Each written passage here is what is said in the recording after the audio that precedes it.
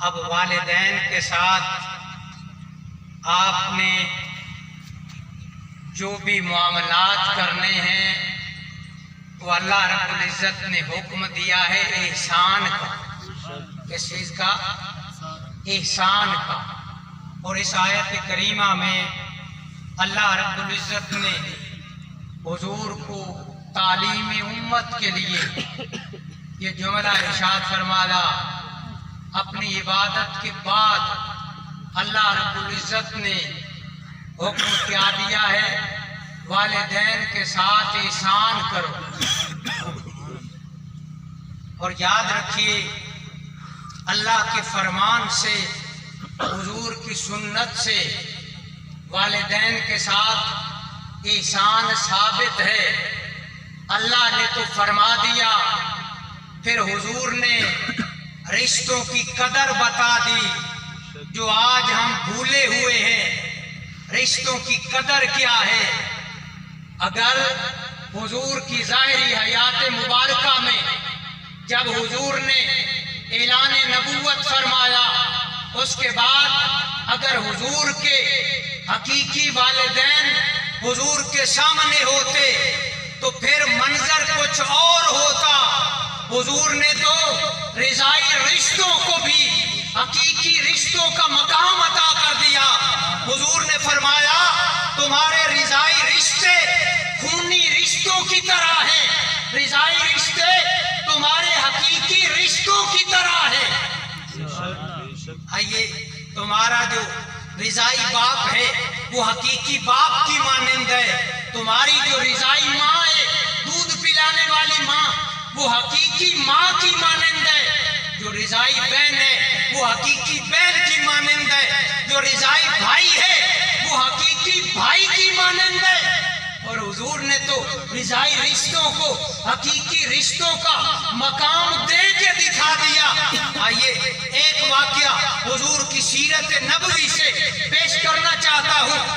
حضور کی سیرت میں مدنی پورشن ہے. مدنی پورشن کا یہ واقعہ ہے کہ حضور مسجد نبوی میں خطبہ ارشاد فرما رہے ہیں. منبر نبوی پہ حضور تشریف فرما ہے.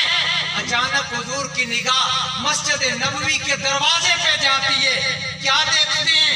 ایک بوڑھی اماں لاٹھی کے سہارے آہستہ آہستہ چلتی ہوئی آ رہی ہے. لاٹھی کو زمین پہ ٹیکتی ہے اور قدم مبارک آہستہ آگے بڑھاتی ہے. جو ہی حضور کی نگاہ اس اماں کے چہرے پہ پڑتی ہے، حضور اس اماں کے استقبال کے لیے کھڑے ہو جاتے. سبحان اللہ. منبر نبوی کو چھوڑ دیتے.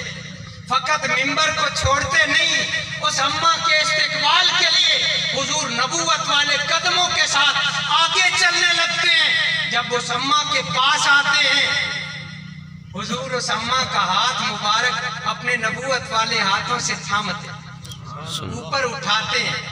پھر اس اماں کا ہاتھ مبارک حضور نبوت والے ہونٹوں سے چومتے ہیں.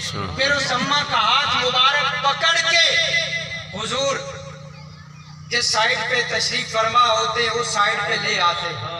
اماں کو VIP مہمان کی طرح ساتھ لاتے ہیں.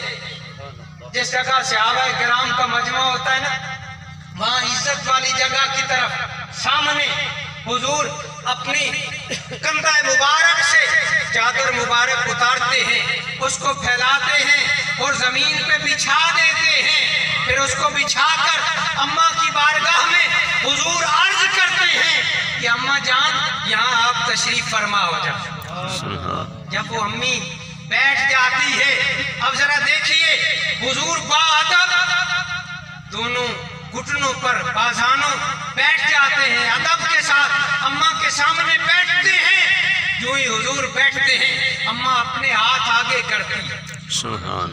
حضور کے جناب والا کندھوں سے آگے گلے کو ہاتھوں میں لے لیتی ہے. پھر اماں حضور کو اپنے قریب کرتی ہے. جو ہی حضور اپنا چہرہ مبارک اس اماں کے قریب کرتے ہیں، پھر وہ اماں کبھی حضور کے نبوت والے رخساروں کو بوسہ دیتی، کبھی حضور کی نبوت والی پیشانی کو چومتی. کبھی حضور کے نبوت والے سر انور کو چومتی ہے، کبھی وہ اماں حضور کے نبوت والے کندھوں کو بوسہ دیتی ہے، کبھی وہ اماں حضور کی جناب والا پیشانی کو چومتی ہے، کبھی وہ اماں حضور کے نبوت والے ہاتھوں کو چومتی ہے۔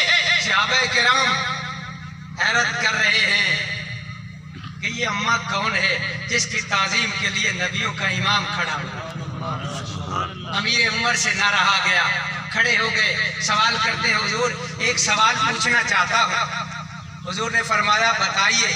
انہوں نے سوال کیا حضور اس اماں کا ذرا تعارف تو کرائیے، یہ اماں کون ہے جس کی تعظیم کے لیے نبیوں کا امام کھڑا ہو رہا ہے؟ حضور نے تعارف کرایا، اے میرے صحابہ یہ وہ میری اماں حلیمہ ہے جس کا دودھ تمہارے نبی نے پیا۔ سبحان اللہ۔ دیکھیے ماں کا مقام حضور نے بتا دیا۔